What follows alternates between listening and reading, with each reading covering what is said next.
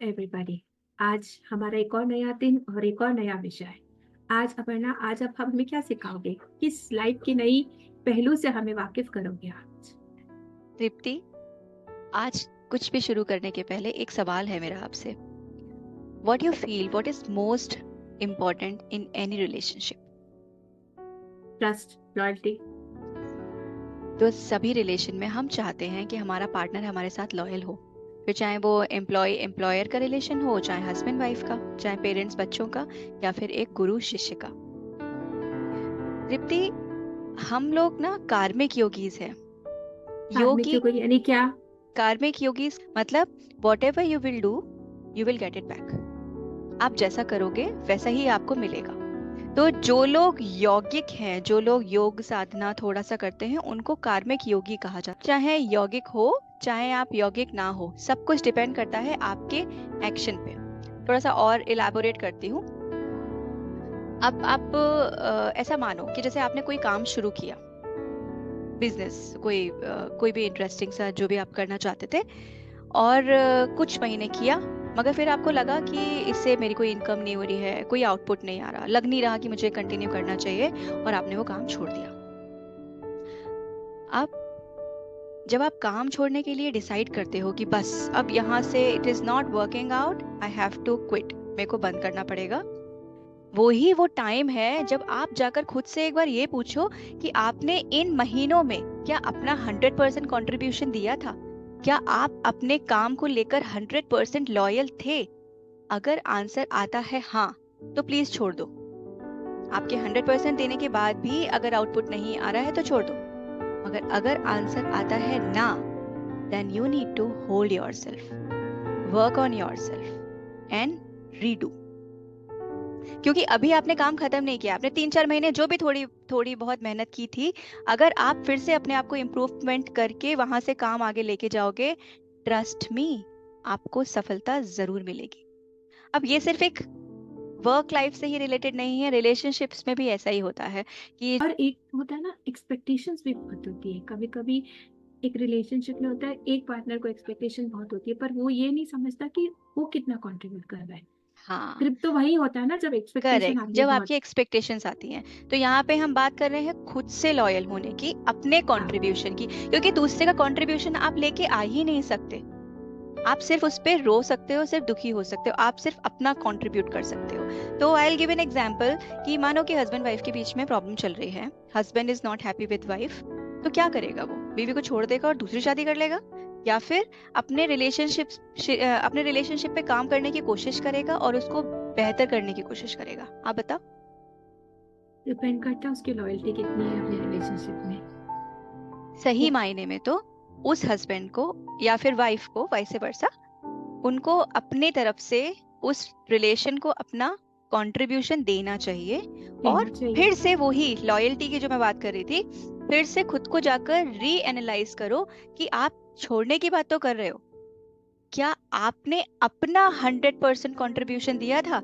आप जाकर किसी भी रिलेशनशिप की बात कर लो जहां पे लोगों को प्रॉब्लम है रिलेशनशिप में, वो दूसरे की कंप्लेन करते हुए मिलेंगे। वो अपने बारे में नहीं बोलेंगे कि उनका कंट्रीब्यूशन कितना था, उनमें कितना उनकी प्रॉब्लम कोशिश। था, क्या वो लॉयल थे कि नहीं थे।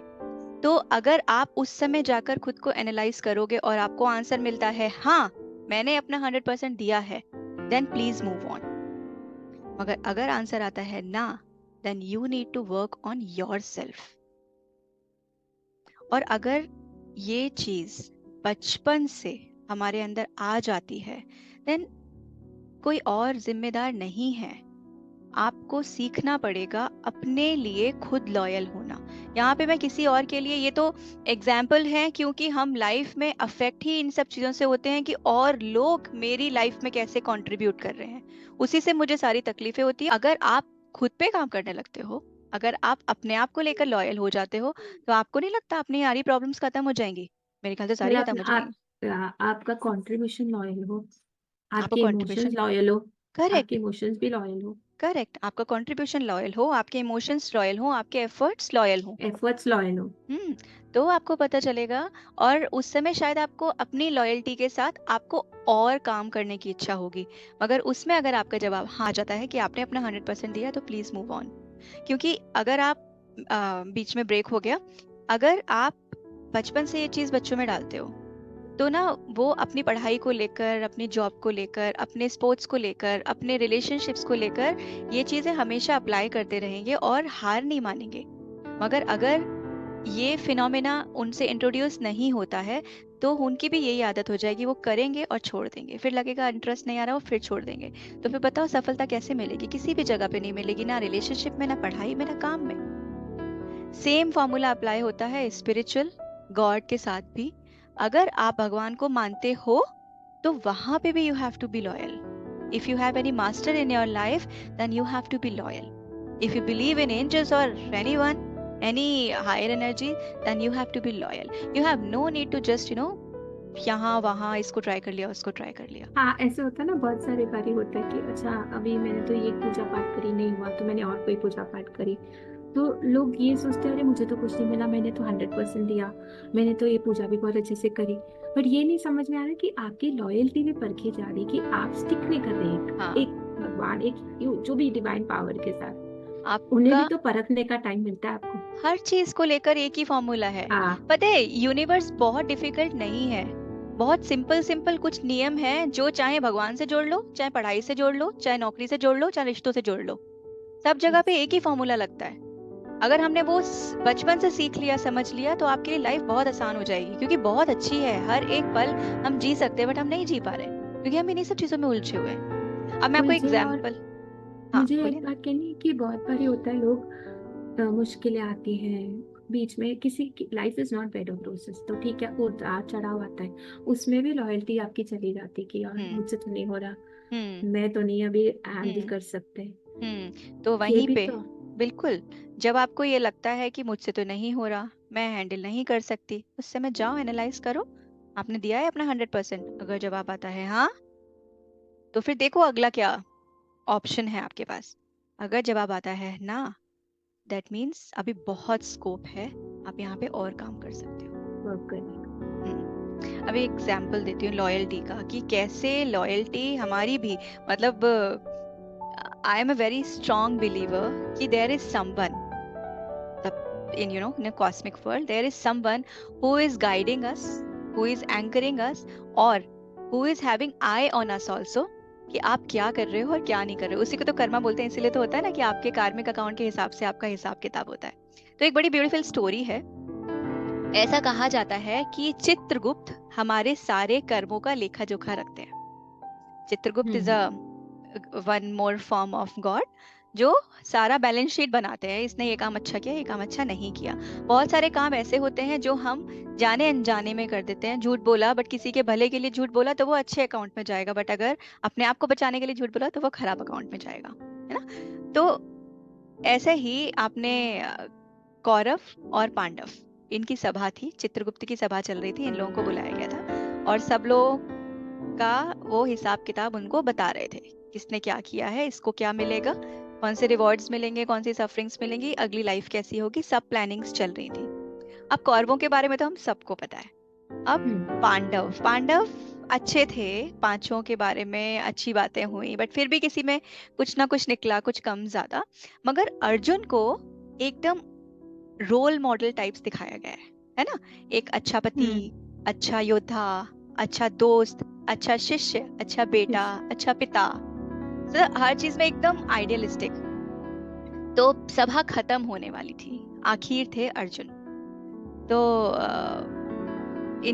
जब अर्जुन का खत्म होने वाला था और रिजल्ट आता, उसके पहले भगवान कृष्ण खुद उठ के और द्रौपदी को लेकर वहां पे आए।